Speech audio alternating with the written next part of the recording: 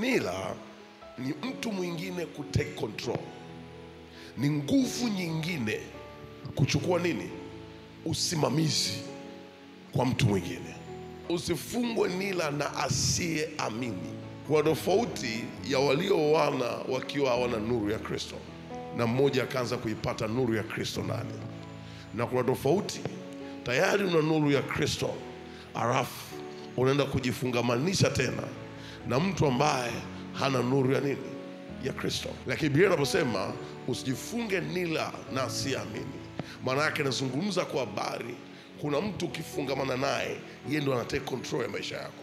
Yaani kuna mtu ukisikamana naye yeye ndo anaamua uelekee huku au uelekee huku. Because that's the big warning Mungu anayoitoa. Na siku zote kwenye maisha ya mwanadamu hakuna mtego kama kwenye eneo la kuingia kwenye ndoa. Ili muwe pamoja ni kuna roho ziliwavuta.